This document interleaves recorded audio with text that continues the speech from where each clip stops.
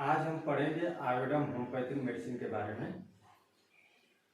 आयुर्वेदम homeopathic medicine की सबसे पहले हम लोग इस तरीके से पढ़ेंगे कि आयुर्वेदम के पेशेंट को हम कहीं भी देखें, हमारे सामने आए तो उसकी एक्टिविटी से, उसके फिजिकल मेकअप से, उसके जनरलिटी से हम पहचान सकें कम से कम सिम्टम में, और सामने आयुर्वेदम हो तो हमें भ्रम ना हो, क्लियर कट हो कि नहीं ये पेशेंट आयुर्वेदम है। सबसे पहले इसका फिजिकल मेकअप होता है। फिजिकल मेकअप इसका डार्क कॉम्प्लेक्शन, मतलब बाल काला, आँख काली, शरीर भी उसका डार्क कॉम्प्लेक्शन लिए हुए होता है। दूसरी चीज है उसकी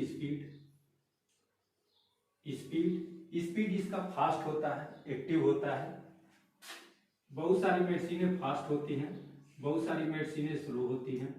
जैसे कैलकेरिया है ग्रुप है, बराइटा ग्रुप है, कार्बन ग्रुप है, हेलोबेरस है, साइलेंसिया है, ये सब स्लो होती हैं। जैसे काली है, आयोडम है, स्नेक ग्रुप है, इनकी स्पीड क्या होती है? फास्ट होती है। तीसरी चीज है साइड। कुछ मेडिसिनें राइट साइडेड डोमिनेंट होती हैं, कुछ मेडिसिनें लेफ्ट साइडेड डोमिनेंट होती है। तो जो आयोडम है वह राइट साइड डोमिनेंट है।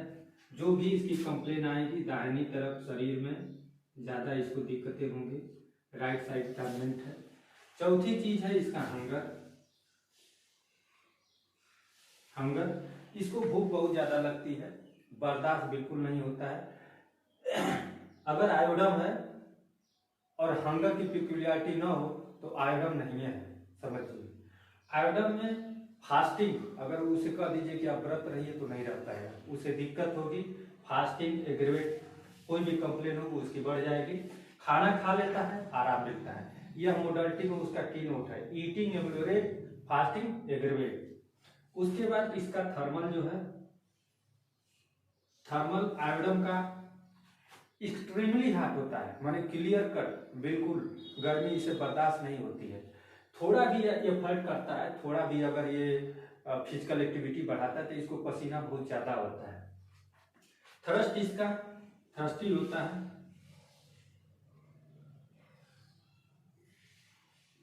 थ्रस्टी, इसे प्यास बहुत ज्यादा लगती है, इसको प्यास बहुत ज्यादा लगती है, गर्मी बहुत ज्यादा लगती है, भूख बहुत ज्यादा लगती है। एक्सट्रीमली है, तीनों में क्या है? एक्सट्रीमली है। हंगर भी एक्सट्रीमली, खाता जाता रहता है, खाता जाता रहता है। भूख लगती है शरीर में तो लगता नहीं है, रहता है दुबला पतला है। हॉट, बहुत ज्यादा गर्मी। थ्रस्ट, बहुत ज्यादा प्यास। ये तीनों एक्सट्रीमली है, राइट साइडेड है, फास्ट है, डार्क कॉम्प्लेक्शन है, और यह डिलीजेंट है। डिलीजेंट ऐसा पर्सन जो अपने काम को समझता हो, अपना काम पूरा मेहनत से करता है। अभी हम लोग कुछ दिन पहले बदायूं के केस के बारे में सुने थे कि 2 बच्चों का गला रेत के हत्या कर दिया गया। तो ये आयोडम में, आर्सेनिक में, हिपरसल्फ में ये लक्षण है कि जब वो चाकू को लिए रहते हैं तो उनका मन करता है काट दें। तो ये आता है सेंसेशन, अलग अलग पर्सनालिटी होती है। तो ये सेंसेशन आयोडम में, हिपरसल्फ में, आर्सेनिक में भी वो काटने वाला अगर कोई उस तरह का कोई बहुत बड़ा काज न रहा हो तो मे भी उसी में से कोई उसकी मेडिसिन रही होगी। आयोडम की एक लाइकोपोडियम जो है बिल्कुल कंप्लीमेंट्री है। आयोडम और लाइकोपोडियम एक दूसरे के पूरक है, कंप्लीमेंट्री है। क्यों कंप्लीमेंट्री है? इनके जो लक्षण है आपस में बहुत मिलते हैं।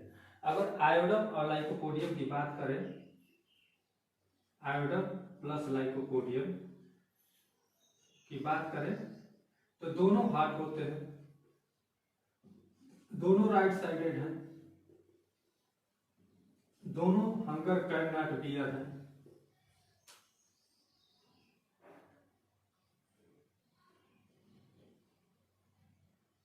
थ्रस्टी या थ्रस्टलेस हो सकता है लाइकोपोडियम। इंटेलेक्चुअल भी है, स्पीड भी लाइकोपोडियम भी फास्ट होती है। Heart right sided, hunger can not bear. आप आयोडम और लाइकोपोडियम के बारे में सोच सकते हैं, अगर थर्मल हार्ट हो, राइट साइडेड हो और हंगर कैन नॉट बियर। अब कुछ डिफरेंसेस है। लाइकोपोडियम को हॉट ड्रिंक, माने वार्म ड्रिंक और वार्म फूड पसंद है, उससे आराम भी मिलता है। और उसका जो एग्रीवेशन टाइम है, मोडालिटी में जो उसकी कंप्लेन बढ़ जाती है वो है 4 PM to 8 PM।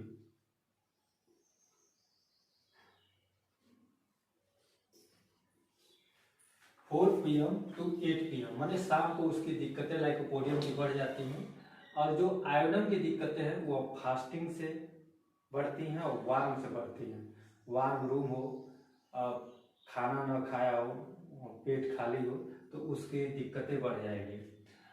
आयोडम और लाइकोपोडियम एक दूसरे के कम्प्लीमेंट्री हैं। एक बार और सुन लीजिए, डायोडम का जो फिजिकल मेकअप है डार्क कम्प्लेक्शन है।